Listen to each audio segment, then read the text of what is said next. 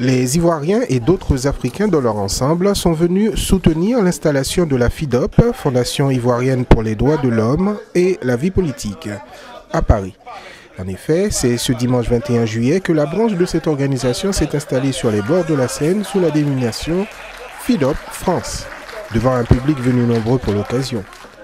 Président de cette ONG internationale pour la protection des droits humains en Afrique, le Dr Bogassako Gervais présente le staff de cette nouvelle branche parisienne et sa présidente, Madame Marie Lemarchand. Fondation ivoirienne des droits de l'homme et de la vie politique. Ce partenariat est une façon pour nous de sensibiliser, d'alerter l'opinion publique, la société civile et tous les grands décideurs. Nous disons qu'il ne pourrait avoir l'art et la culture si les hommes et les femmes tombent au coup de canon. Sinon, je dirais, l'art et la culture se meurent au coup de canon.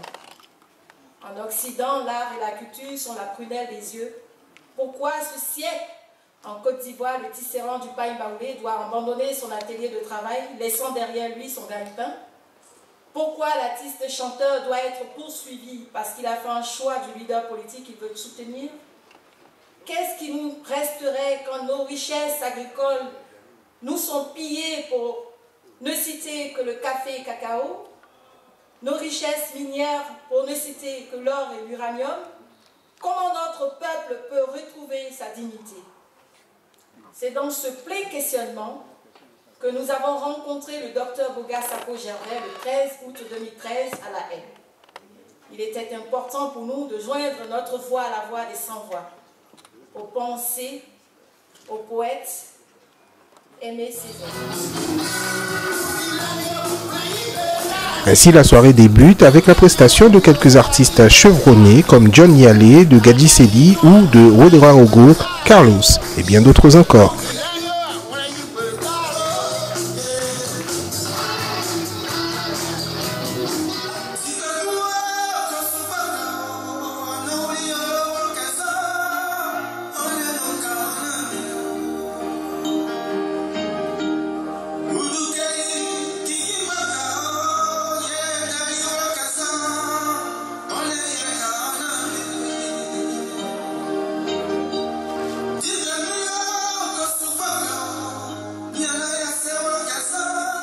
Que tu sais tout et que ta connaissance est totale. Alors, tu vas devoir faire un grand plongeon dans cette grande connaissance et répondre à cette question. Si tu te trompes, le bourreau ici présent te tranchera la tête immédiatement. Non, la vie n'a pas de sens. Surtout quand tu as connu les deux guerres de la Côte d'Ivoire, tu vois que la vie n'a pas de sens.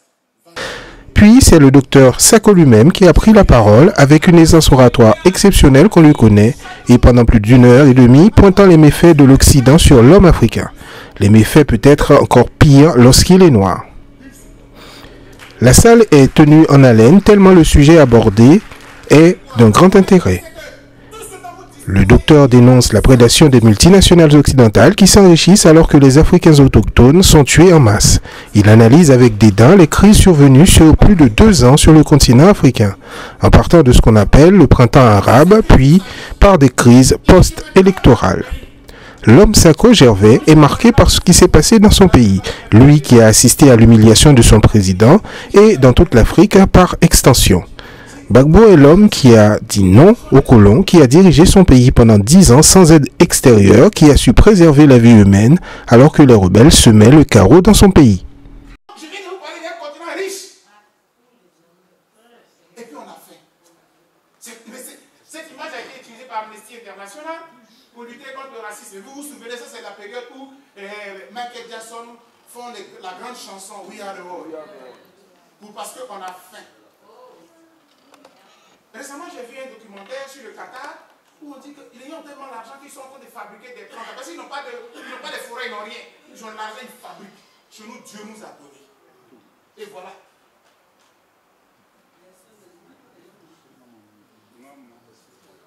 L'enfant, il attrape sa tête parce que le continent, son pays est vendu avant même qu'il ne naisse. Sur plusieurs générations. Cette image-là, c'est que mais on fait des recherches, c'est à ça que sert le net. Quand vous prenez les images, vous les vérifiez, vous verrez l'authenticité et puis vous pouvez les exploiter scientifiquement, c'est valable. C'est un film de Jean-Pierre Carole sur la dette en Afrique. Toute l'Afrique est endettée. C'est-à-dire que l'Afrique, nous sommes assis là, on dit, on a un pays riche, on a un continent riche, mais il ne nous appartient pas, peut-être pour 20 ans, 30 ans, 40 ans, parce qu'il a été vendu par nos dévanciers. Et c'est comme cela que des jeunes révolutionnaires intellectuels, même pas forcément intellectuels, même qu'ils étaient militaires, mais prennent le pouvoir et disent, bon, il s'appelait Thomas Sankara. Avant d'être tué un certain 15 octobre 1987, il disait, écoutez, chers présidents africains, mettons-nous ensemble, décidons de ne pas payer la dette, ensemble. Mais moi seul, si vous me laissez, je serai un homme mort. Parce que sinon on est condamné, c'est-à-dire que nous sommes condamnés à vie. C'est pour cela que souvent, ces genres d'actions, nous les multiplions avec mes amis, mes frères, pour que l'Afrique prenne conscience. Parce qu'avec ce qui arrive à nos dirigeants, qui sont nationalistes, souverainistes, tels que Laurent Gbagbo, si nous ne faisons rien, on va nous les éliminer, et puis nous allons croupir dans la misère. Nos enfants vont croupir dans la misère. Nos arrière-petits-fils vont croupir dans la misère. Et on va se dire, mais finalement, la libération de l'Afrique, c'est quand? C'est-à-dire que je vous présente ces images-là parce que ça fait mal au cœur. Et puis, il faut qu'on ait ces réflexions en tant qu'Africains pour que chacun puisse agir dans son domaine.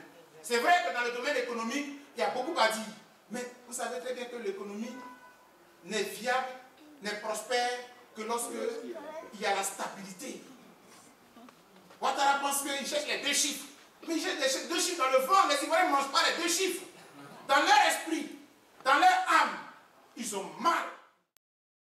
Le chef actuel de l'État ivoirien en a pris pour son grade aussi, car le docteur Sako rappelle que les Ivoiriens continuent d'être tués en Côte d'Ivoire sans qu'Ouattara ne dise mot, alors qu'au contraire, les pro-Gbagbo remplissent la MACA, la maison d'arrêt d'Abidjan. Dans son analyse, le docteur Sako révèle que l'homme noir n'a aucune valeur en Afrique, car des milliers d'entre eux sont tués tous les jours à cause de la prédation féroce des sociétés occidentales.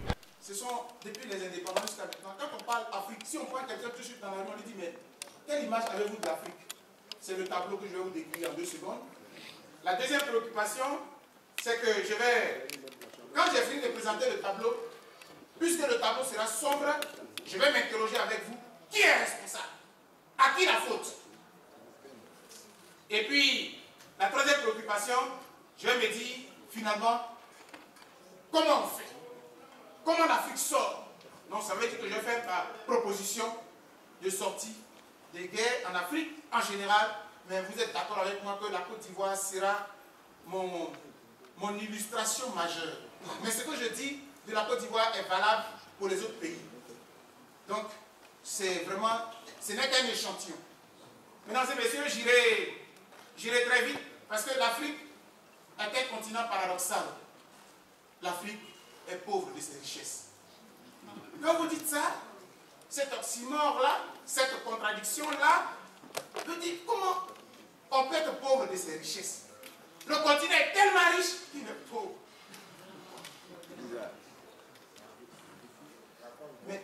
Mes chers amis, d'abord, pourquoi est-ce que les Occidentaux vont en exploration en Afrique? Parce que l'Afrique a tout. Le sous-sol, n'en parlons pas. Il y a tout en Afrique. Tout pour être heureux. Aujourd'hui, nous sommes le continent le plus riche. Il y a eu les explorateurs, vous et moi on le sait, les colonisateurs, mais ils continuent d'aller en Afrique. Ils installent même des stratégies, des France-Afrique. Non, on vous aime tellement, gardons le lien, c'est pas vrai. C'est pas vrai.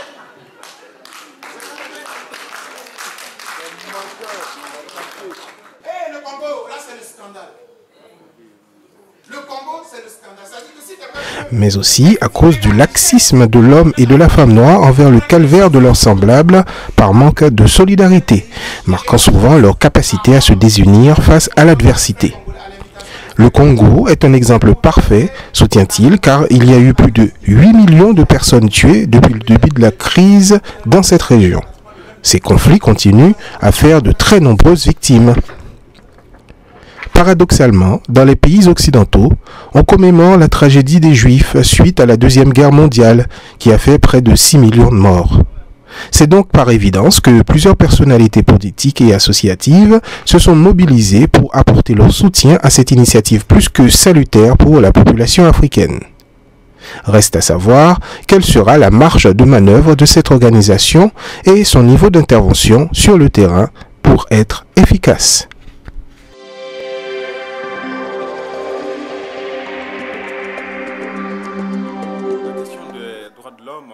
Intéresse tout individu qui s'engage en politique, car c'est une préoccupation qui va au-delà des lignes idéologiques et philosophiques. Il était important de venir assister au lancement de la représentation de la FIDOP en France et puis apporter un soutien à notre ami Dr Boga Sako, qui a toujours été présent de tous les combats depuis plusieurs mois ici en Europe quand il s'agit de la Côte d'Ivoire et de l'Afrique et surtout de la question des droits de l'homme qui sont violés dans notre pays. La conférence d'aujourd'hui nous a permis, en tant que résistants politiques, si je puis dire, nous a permis donc de comprendre beaucoup de choses. Et c'était tellement didactique, méthodique, que nous avons compris qu'on ne peut pas dissocier le politique de la défense des droits de l'homme. Je pense que de telles initiatives sont à améliorer, à faire le plus souvent possible. Je voudrais remercier donc le frère Dr Boga Sako de nous avoir instruits sur ce qui se passe dans le fond des relations politico, droits de l'homme, et en tout cas nous passons instruits. Désormais, nous pensons que nous allons mettre au cœur de nos actions cette voie, ce côté des droits de l'homme, parce que nous avons tendance à le négliger. Ce qui se passe dans les relations entre les Occidentaux et les Africains, c'est le bafouement des droits de l'homme au nom de la politique, au nom de la démocratie. Et c'est ce qui nous a fait savoir. Nous sommes très contents et nous pensons que ça a été une bonne instruction en tout cas à travers cette conférence. Je suis beaucoup intéressée et là je vais m'investir. Je ne m'y connais pas du tout. Et comme c'est un formateur aussi à la base, j'attends beaucoup de lui pour avancer, pour faire beaucoup. Parce que je suis vraiment intéressée, je suis plus qu'intéressée par rapport à ce qui arrive à mon pays. Aujourd'hui, tout Ivoirien a appelé de façon anodine à s'investir dans toute structure qui l'entoure. Parce que la difficulté que nous traversons nous appelle vraiment à s'ouvrir à la nation. Alors bonjour, je suis donc Martine Keivao, la présidente des ressortissants de Dioblé en France. L'ARDEF, cette association de victimes de Dioblé, qui ont été la première à déposer une plainte à La Haye. Donc je suis venue à la conférence du docteur Boga, qui défend les droits humains, les droits fondamentaux, qui vont de pair avec ce que nous faisons, puisque étant victimes, nous sommes à fond dans les droits de l'homme parce que c'est ça notre but. Autrement dit, on estime que si la réconciliation piétine aujourd'hui au pays, c'est justement parce qu'il n'y a pas encore eu de justice à ce niveau. On ne peut pas. C'est vrai que la Côte d'Ivoire doit se réconcilier. La justice est primordiale. Donc, lorsque j'entends le mot justice, j'estime que je fais de ça une Bible pour moi.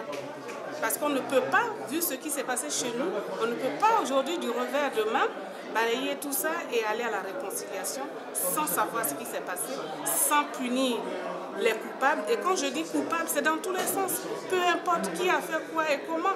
Mais je trouve inadmissible qu'avec ce qu'on a vu, surtout à Dieukwe, à l'Ouest en général, et qu'on passe le chiffon là-dessus, qu'on passe tout ce qui s'est passé en perte de profit et qu'on aille à la réconciliation. Et d'ailleurs, réconcilier qui?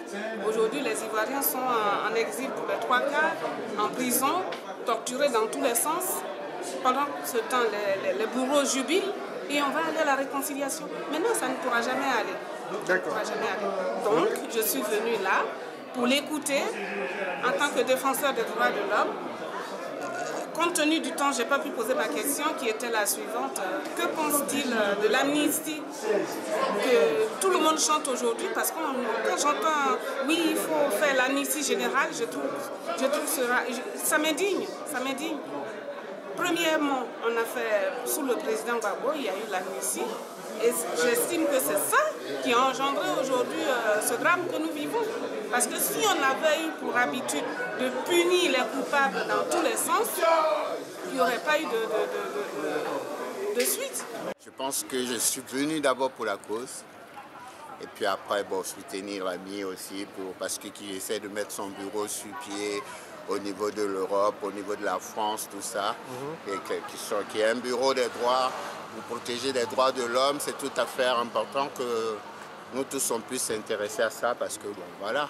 Moi, je suis un artiste, je ne fais pas la politique, mais j'aime bien soutenir les droits de l'homme. Ça, c'est très important pour moi. Aujourd'hui, la Côte d'Ivoire est effectivement déchirée par des drames qu'ont connus des pays frères comme ceux de l'Afrique du Sud, de l'Afrique centrale. Et les droits de l'homme sont violés chaque jour que Dieu fait. Les droits de l'homme sont violés. Donc, il n'y a pas un respect des droits de l'homme. Donc, il était nécessaire pour nous de venir encourager les initiateurs de cette manifestation pour leur dire que nous les soutenons parce que partout où des personnes luttent pour la défense des droits de l'homme, le Front populaire ivoirien est présent pour les soutenir, pour les accompagner dans cette lutte-là. Parce que le Front populaire ivoirien lui-même est un parti qui défend les droits de l'homme, qui défend les droits de l'homme ivoirien de façon particulière. Un pays, voilà.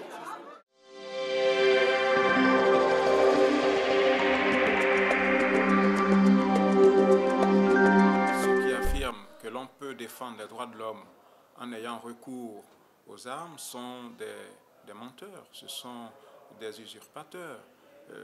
Nul ne peut prétendre imposer la démocratie, l'état des droits en ayant recours aux armes. On l'a vu en Côte d'Ivoire avec un pouvoir tyrannique et tribal qui a été installé et qui bénéficie non seulement du soutien de l'armée coloniale française, mais qui a une milice politique appelée FRC qui aujourd'hui massacre et exécute les Ivoiriens. On l'a vu en Libye avec des pseudo-démocrates installés par la France qui aujourd'hui eux-mêmes s'avèrent en tout cas pires que les régimes qu'ils étaient censés combattre par le passé. Non, la démocratie est la seule voie par laquelle nous devons passer pour faire de nos États de vrais États de droit. Nous devons renoncer au recours aux armes et faire place au recours aux urnes. C'est par le vote démocratique, par l'expression du suffrage universel que nous pouvons bâtir, je l'ai dit tout à l'heure, des pays stables et prospères. Nous estimons, et c'est notre philosophie, qui est d'ailleurs une philosophie largement partagée, sauf par ceux qui sont les faiseurs de roi, notamment les Occidentaux, nous estimons que l'Afrique a besoin de stabilité et de paix. Et cette paix et cette stabilité ne peuvent se bâtir que dans un environnement démocratique. Et c'est le sens du combat que nous menons. La question que vous me posez, à savoir s'il faut prendre des armes pour défendre les droits de l'homme en Afrique, je vous dirais que prendre des armes, déjà c'est bafouer les droits de l'homme, c'est violer les droits de l'homme. Parce que quand on prend des armes, ce sont les innocents qui meurent. Donc les armes doivent être exclues de notre langage, de notre façon de concevoir le modèle africain. Ça doit être un modèle sans armes. Et je ne suis pas pour la prise des armes dans les pays, peu importe la raison. Les gens disent que la guerre est l'ultime des solutions. Mais il faut devoir faire l'économie des morts en négociant avant la guerre. Parce qu'après toute guerre, il faut négocier. Donc moi je suis pour la négociation qui nous évite le bafouement et la violation des droits de l'homme. Vous savez, Mobutu avait dit une chose aux États-Unis, on lui avait posé une question à savoir quelle était la situation des droits de l'homme au Zaïre, parce qu'ils avaient constaté que les droits de l'homme étaient bafoués.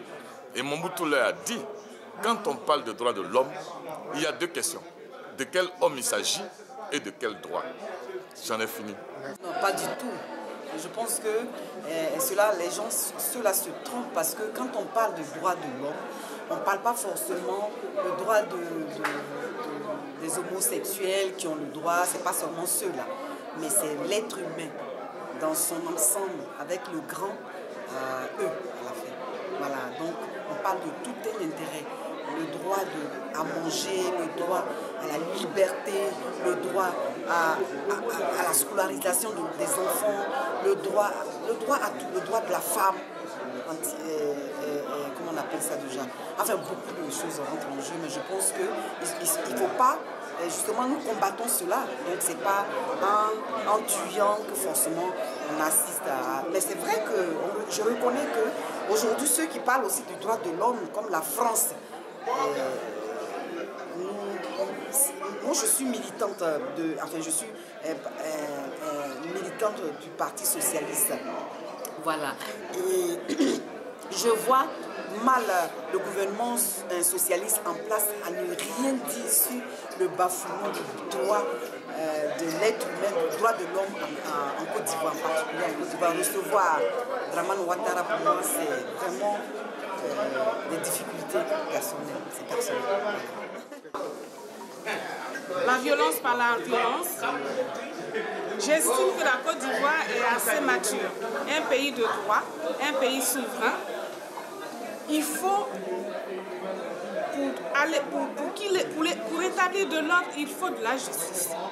Parce que tu m'as coupé le bras, je te coupe le bras. Tu m'as donné une gifle, je te donne une gifle. Regardez ici dans les métros. Quand on monte dans un bus, on dit si chacun devrait suivre sa loi, tout devient du désordre. Donc on ne peut pas se rendre justice.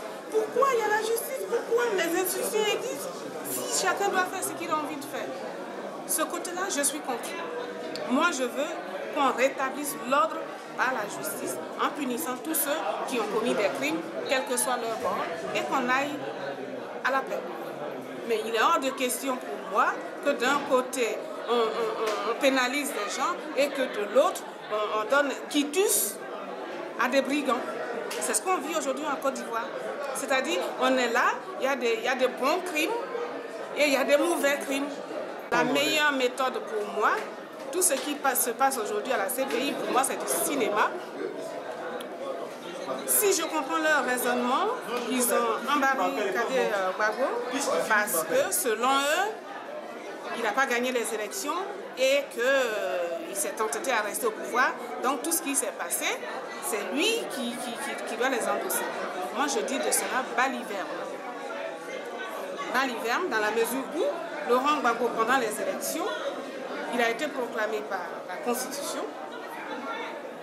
Et même s'ils sont contre ce résultat qui est sorti des urnes, tout ce qu'ils demandaient, c'était de les recompter. On l'a fait aux États-Unis, on vient de le voir tout récemment en France, on le fait partout. Même en Haïti, on l'a fait, ce n'est pas la première fois en Afrique où on compte des voix. Donc si ils ont préféré larguer des bombes sous prétexte qu'ils sont là pour protéger les populations, protéger des populations dans ces conditions, que s'est-il passé à Dieu? Où l'ONU, les réfugiés étaient dans un camp de mission catholique.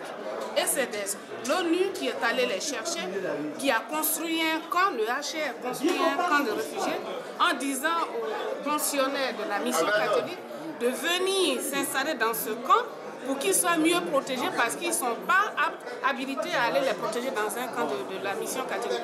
Donc, ils ont amené les gens vers ce camp-là et un matin, on vient les massacrer devant eux tous, les autorités du pays, et personne n'a branché.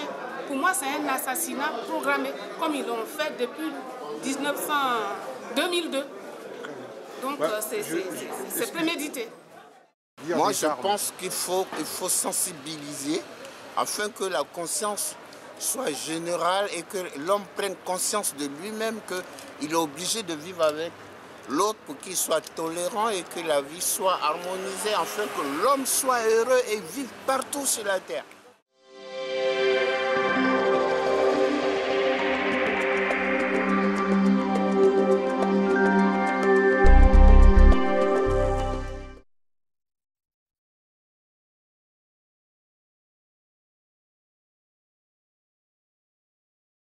En ce qui me concerne, vous savez que la question des droits de l'homme, elle a transcendé les frontières des États. C'est une question universelle. Et moi, je voudrais que l'Afrique s'approprie la question des droits de l'homme. Parce qu'au-delà du bien-être que nous recherchons, la question, par exemple, de la vie humaine est primordiale pour les populations africaines. Or, tout notre continent est en guerre. Tout le continent est en guerre. Donc, quand nous faisons des études, quand nous sommes des spécialistes, des intellectuels et tout, à quoi ça sert d'avoir tous les diplômes si nous ne pouvons pas nous mettre au service de notre continent? Moi, j'ai décidé, depuis 1996, de prendre mon courage, mais de me battre pour les droits de l'homme, vraiment à fond. Parce que je suis surtout mu par ma foi chrétienne. Ça, je ne le cache pas, parce que quand j'ai fait mes études universitaires, ce n'était pas les droits de l'homme que j'ai étudiés. Je suis devenu militant. En 1996, j'étais étudiant. Mais je suis devenu militant des droits de l'homme parce que dans mon pays, il y avait une sorte de dictature qui régnait et où les enfants des pauvres n'avaient pas droit de citer, ils ne pouvaient pas évoluer. Il fallait vraiment se rebeller. Mais se rebeller d'un point de vue intellectuel, d'un point de vue démocratique, mais pas de se rebeller pour prendre les armes contre la République. Donc je suis devenu un militant des droits de l'homme pour l'Afrique en particulier, quoi, et puis pour la Côte d'Ivoire, surtout pour mon pays, parce que je pense que nous devons nous engager pour faire avancer les choses. Et je terminerai sur le sens de mon engagement par les propos du père Joseph Wojciechowski, qui a dit que là où vivent les hommes dans la misère, les droits de l'homme seront toujours violés. S'unir pour les faire respecter est un devoir sacré. Ça veut dire que personne ne doit militer pour les droits de l'homme pour quelqu'un d'autre. Nous tous, nous devons nous mobiliser pour militer pour les droits de l'homme. Si les Africains se mobilisent pour que la vie humaine soit respectée, on tuera moins sur notre continent. Les dictateurs seront réduits à néant. Mais si nous laissons faire, en restant des commentateurs des salons, vous voyez que les gens continueront toujours de violer les droits de l'homme. Et l'Afrique sera toujours en retard.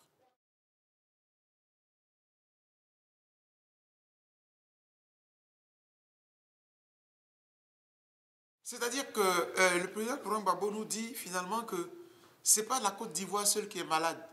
C'est toute l'Afrique qui est malade. Malade de la violation de la démocratie. Malade de la violation des droits de l'homme. Parce qu'il y a des gens, il y a des petites gens à la tête des États africains. Laurent Gbagbo est l'une des pièces rares qui dit « Je peux gouverner mon pays sans forcément rendre compte à un occidental. Parce que je suis un pays souverain et un pays indépendant. » Ah, il paraît qu'il faut prendre des dettes et tout ça. Laurent Gbagbo a dirigé la Côte d'Ivoire pendant 10 ans sans prendre des dettes. Ça veut dire que le pays est riche. Il peut s'autosuffire. La plupart des pays africains sont riches. Ils peuvent s'autosuffire. Mais l'Afrique est malade de ses dirigeants. Et donc, je suis d'accord avec lui. Lorsque, intervenant, ce mois de, je crois que c'est le 18 février, où le monde entier attendait son grand discours, le 18 février donc 2013, d'accord, où il a fait ce grand discours à La Haye, il n'a pas parlé de son pays, il n'a pas parlé de lui-même, il a parlé des Africains. Parce que le drame de l'Afrique, c'est quoi? Nous avons des constitutions que nous ne respectons pas. Parce que les droits de l'homme ne sont pas des mots. Les droits de l'homme sont logés dans les textes. Et ce n'est pas Laurent Gbagbo qui le dit, ce n'est pas Dr Boga qui le dit. C'est la Déclaration universelle des droits de l'homme du 19 septembre 2002. Pardon. Du 10 décembre 48. Je suis un peu fatigué. Alors, la Déclaration universelle dit, pour que les droits de l'homme soient respectés, il faut que dans chaque État, il y ait une constitution qui prévoit le respect des droits de l'homme. Mais si vous avez des dirigeants qui violent les constitutions, c'est pour cela que Laurent Gbagbo lance ce message fort. Respectons les constitutions. La démocratie, mais c'est logé dans une constitution. Si vous ne respectez pas la constitution, vous ne respectez pas la démocratie. Parce que la démocratie, ce ne sont pas des mots. Les droits de l'homme, ce ne sont pas des mots. Tout est logé dans les institutions du pays. Or, en Afrique, on ne respecte pas les constitutions. On ne respecte pas les institutions. Voilà le drame de l'Afrique. Et c'est pour cela qu'avec la FIDOP, nous essayons de former et de sensibiliser les dirigeants pour qu'ils respectent les institutions, pour qu'ils respectent les constitutions. Vous voyez le cas égyptien? On viole la constitution, un président est élu, il n'a fait qu'un mandat. Il n'a même pas fait un mandat, il a fait juste 1 an et on le destitue. Parce que la communauté mondiale est derrière, elle le taxe d'islamistes, d'extrémistes, de frères musulmans, comme si ce n'est pas le peuple égyptien qui l'a élu. Il a été élu, nous sommes bien obligés de le subir pour les 5 ans, comme c'est prévu dans la Constitution, comme la démocratie le veut.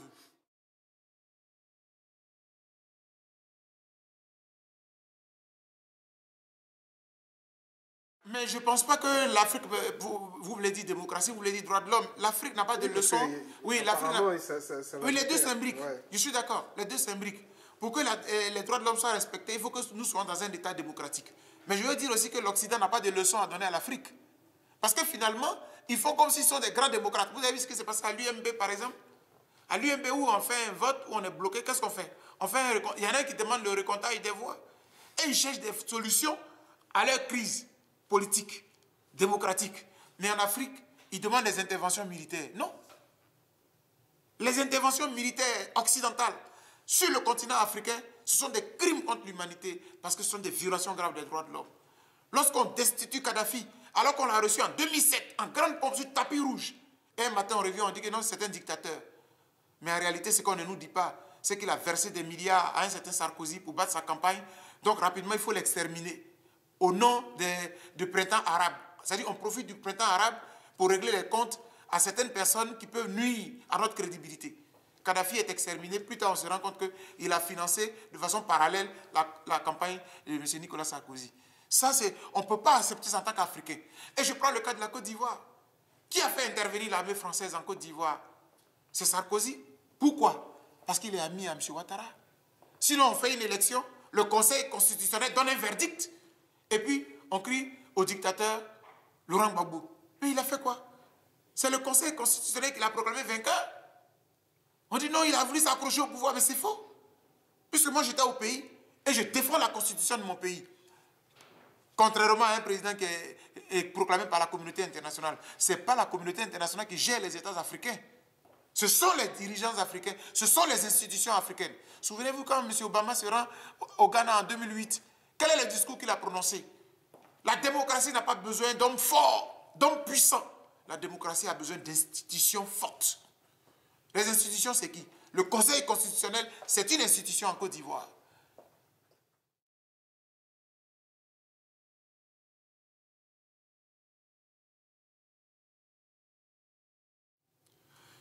Je ne suis pas d'accord avec la défense des droits de l'homme avec les armes, de la même manière que je ne suis pas d'accord avec l'instauration de la démocratie par les armes, tel que l'Occident est en train de nous le montrer aujourd'hui. Parce que quand vous utilisez les armes, forcément vous faites des victimes de tous les bords. Écoutez, quand on veut destituer Kadhafi en 2010, et puis on le tue le 20 novembre 2010, non, 20 novembre 2011, autant pour moi, parce que Laurent Gbagbo est pris le 11 avril 2011. Bon. Lorsque on tue, on bombarde Kadhafi, vous pensez que la bombe de l'OTAN, elle trie entre le pro-Kadhafi et l'anti-Kadhafi? Non. Et dans la conférence que j'ai faite, j'ai montré des images. Puisque les bombes, il y en a qui tombent sur les hôpitaux, il y en a qui tombent pratiquement dans les maisons des gens. Des enfants ont péri. En Côte d'Ivoire, mais j'ai des exemples concrets, des interventions de la licorne. On ne peut pas faire la démocratie en utilisant les armes. Parce que les armes que vous utilisez pour instaurer la démocratie, vous l'instaurez de façon éphémère. La démocratie, c'est un processus. Il y a des peuples qui ne sont pas encore tout à fait prêts, tout à fait arrivés au stade d'adopter la démocratie. Il ne faut pas nous l'imposer, la démocratie. Et puis au fond, quelle est cette démocratie sélective? Tantôt vous combattez les rebelles, tantôt vous soutenez les rebelles. C'est avec les rebelles que vous allez bâtir la démocratie? Dans mon pays, les rebelles ont violé des filles, ont violé des femmes, ont tué. La crise ivoirienne est à plus de 10 000 morts. Quelle démocratie vous bâtissez avec les armes? Donc je m'insurge contre l'Occident qui utilise les armes pour financer des rebelles, pour attaquer les gouvernements légaux et pour dire qu'on veut installer la démocratie. Quel printemps arabe? De quel printemps arabe on parle? Regardez l'Égypte.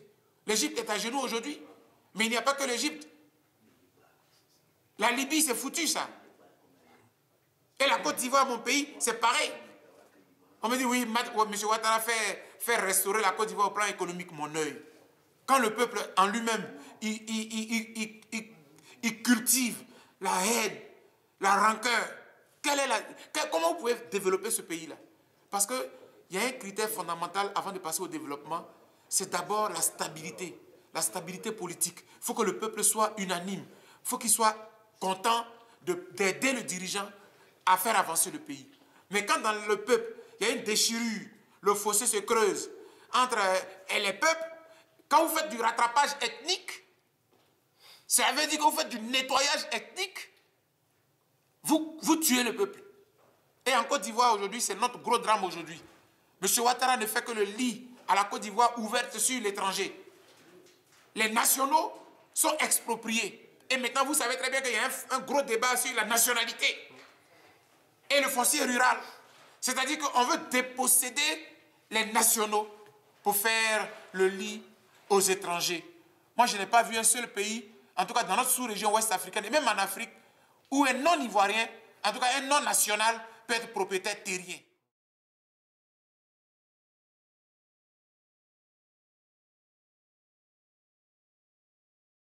Oui, alors, je comprends très bien la question. La question, c'est de dire, oui, M. Laurent Gbagbo était à la tête de la Côte d'Ivoire, il y avait des tueurs à l'hôtel du Golfe.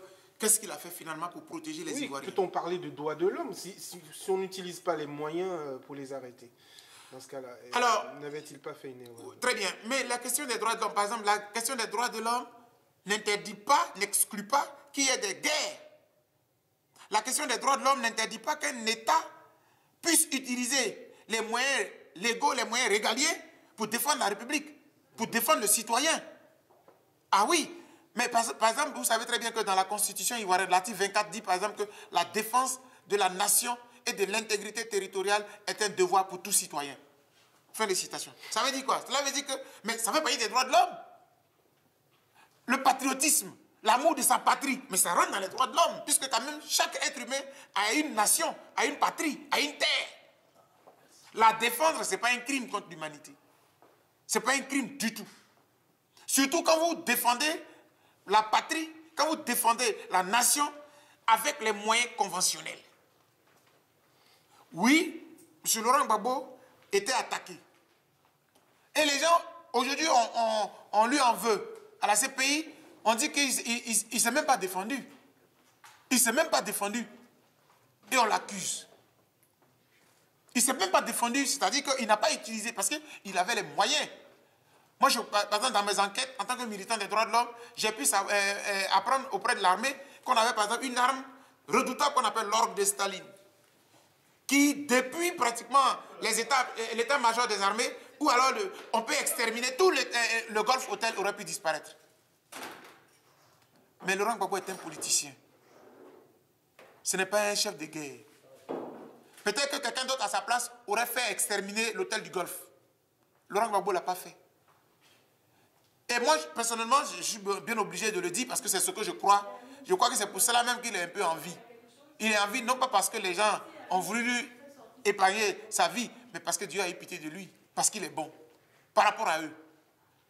Non, oui, mais je le dis parce que, écoutez, quand on largue des bombes, lorsqu'on largue des bombes depuis les airs sur la résidence présidentielle, lorsqu'on largue des bombes, ce n'est pas pour vous caresser, c'est pour vous tuer. Lorsqu'on tue M. Tagro, ce n'est pas pour caresser M. Laurent Gbagbo, c'est pour lui dire, on n'est pas venu pour s'amuser. On est venu pour détruire, pour tuer. Alors, en résumé, peut-être que M. Laurent Gbagbo, certains disent qu'il aurait pu bombarder l'hôtel du Golfe et tout cela. Moi, j'ai eu la chance de le rencontrer. Ce n'était pas ça que j'attendais de lui. Ce que j'attendais de lui, je lui ai dit, Monsieur le Président, c'était le 20 décembre 2010, lorsqu'il nous a reçus avec toutes les organisations de défense des droits de l'homme que nous avons réunies au palais présidentiel. Je lui ai dit, Monsieur le Président, vous êtes président de la Côte d'Ivoire en vertu des institutions de la Côte d'Ivoire. Ce n'est pas moi qui vous ai proclamé vainqueur de l'élection, c'est le Conseil constitutionnel. Et je me plie à la décision du Conseil constitutionnel, dont les décisions sont irrévocables, article 98 de la Constitution. Cependant, Monsieur le Président, en tant que chef suprême des armées, en tant que chef de l'État, vous devez tout faire pour que la paix revienne en Côte d'Ivoire, parce que sinon, vous ne pouvez pas gouverner le pays alors que des Ivoiriens sont à l'hôtel du Golfe. On était le 20 décembre 2010. Et le 21, M. Laurent Gbagbo a dit, j'invite toute la communauté internationale à venir recompter les voix.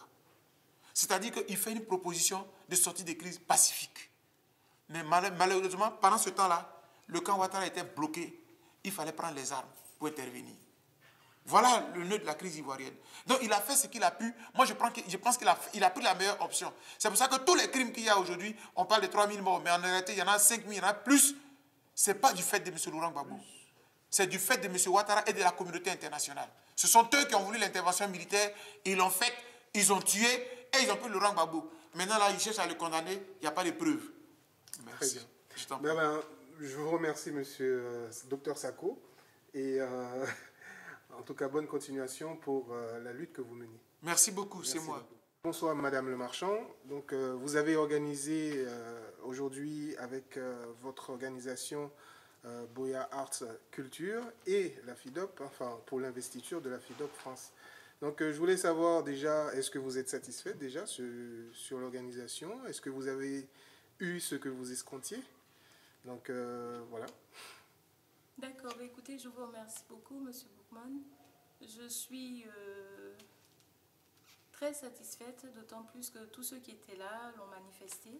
On a eu plusieurs personnes qui se sont approchées, qui nous ont même demandé si nous étions, j'allais dire, spécialistes à la matière dans l'organisation. Et voilà, donc ça voudrait dire qu'il y a eu un bon retour. Voilà. Et au départ, on a douté un peu du fait que les Ivoiriens ne se sont pas mobilisés. C'est dommage, ils ont raté une très très belle cérémonie. Mais à la fin, nous avons le peu de monde qui était là nous a manifesté son enthousiasme, sa satisfaction totale. Quel peu de monde? Donc ça nous a rassurés. Mais quand je dis peu de monde, je m'attendais à 5000 personnes. C'est ma vision des choses. Donc à 500, je suis insatisfaite. Mais je dis très vite que nous allons recommencer cette initiative parce qu'elle est intéressante. Elle est intéressante. Voilà. D'accord. J'ai vu que vous êtes associée, ou du moins vous êtes devenue présidente de la FIDOP France. Et je voulais savoir qu'est-ce qui vous motive dans la défense des droits de l'homme, puisque nous vivons en France, vous ne vivez pas en Côte d'Ivoire. Donc, est-ce que vous comptez entreprendre des actions pour militer pour ce type ce genre de choses? Oui, je suis tout à fait d'accord avec vous. C'est une question que je me suis posée moi-même, mais très vite j'ai eu la réponse. D'autant plus que nous parlons de subvenir aux besoins sur le terrain. Mais sachez aussi que sur le terrain, c'est-à-dire que dans nos pays d'origine, on n'a pas les moyens nécessaires pour courir au chevet de ceux qui sont dans la désolation. Il est important que nous portions nos voix très haut, très loin, pour que voilà, on ait des gens sur le plan international qui viennent nous aider à mettre en place les différentes actions que nous avons envie de mener. Qu'est-ce que vous allez... être FIDOP France, pour moi, ça veut dire FIDOP, tout simplement. Voilà. Est-ce que vous êtes venu là comme ça juste pour faire... genre je suis militante, ou alors c'est vraiment une vocation, il y a quelque chose qui vous motive, je ne sais pas. Oui, mais cette question... J'ai pas l'impression que... Vous ne pouvez pas me la poser, monsieur Boukman, d'autant plus que vous, ça va faire plus de 2 années, presque qu'on se courtoie. Vous connaissez ma position vis-à-vis de tout ce qui se passe, et vous connaissez aussi mon engagement. Vous savez comment je suis complètement inouïe quand on parle... des guerres incessantes, de la déstabilisation totale de l'Afrique. Voilà, c'est mon cœur, c'est mon être, c'est tout ce que vous voulez qui parle. Donc il était important pour moi quand, voilà, je l'ai même dit dans mon mais je peux être surpris, par exemple, les armes, on utilise beaucoup d'armes en Afrique. Oui. Moi je disais aussi tout à l'heure au docteur, est-ce que c'est une des façons à utiliser pour défendre les droits de l'homme, ou... Est-ce que vous faites partie de ces personnes-là qui pensent qu'il faut utiliser les armes? Ah non. Parce qu'il y a beaucoup de gens qui pensent qu'il faut utiliser la force contre ceux qui... Je l'ai même dit dans mon allocution, il faut mettre tout en œuvre. Il a aussi dit, Dr Boga, qu'il faut tout mettre en œuvre pour ne pas faire ce que nous critiquons. Nous ne pouvons pas parler d'âme, nous ne pouvons pas attaquer qui que ce soit, menacer qui que ce soit, même si nous sommes touchés au plus profond de notre âme. Il faut lutter par le verbe, lutter par des actions, la sensibilisation. Et je suis sûre que c'est le plus beau moyen qui peut exister sur Terre pour sortir de cette crise qui nous est tombée du ciel. Voilà. Oui, mais quand on regarde les rebelles en Côte d'Ivoire, ils n'ont pas envie d'être sensibilisés. Mais ce n'est pas un exemple. On ne peut pas faire pareil. Est-ce qu'on peut aller sensibiliser les gens au Congo avec ce qui se passe aujourd'hui? Bien sûr, on peut y arriver. Ça dépend de comment nous y prenons, ça dépend de ce que nous avons à leur dire, ça dépend de nos propres démarches. Et moi, j'y crois fortement. Bon, c'est très étonnant parce que ces personnes-là n'ont pas envie d'être... Je sais, à vous entendre, il me semble que vous-même, vous êtes très, très en colère. Mais je vous rassure que moi qui vous parle, je suis, voilà, j'ai des belles raisons pour être, pour démontrer que je suis tout à fait d'accord avec vous. Mais je dis une fois de plus, c'est l'Afrique qui se meurt, c'est les uns et les autres qui sont, entre guillemets, pris au piège, j'allais dire, pris au piège par une situation qu'on nous a mise en place de toutes pièces. Donc il est important que nous prenions conscience et cela passe par une sensibilisation. D'accord, en tout cas la question de droits de l'homme c'est quelque chose de très compliqué et très difficile. Je vous souhaite en fait beaucoup de courage et bonne chance. Merci beaucoup et je compte sur vous pour que nous fassions ensemble le travail parce que c'est pas une action à mener toute seule ou voilà, personne n'est... Voilà, personne n'a les compétences requises. On apprend tous, on a tous en nous le cœur, la volonté, et voilà, il faut les mettre à la disposition de ceux qui ont besoin de nous. En tout cas, Madame Le Marchand, merci de m'avoir accordé cet entretien, et puis bonne continuation. Merci. C'est moi qui vous remercie.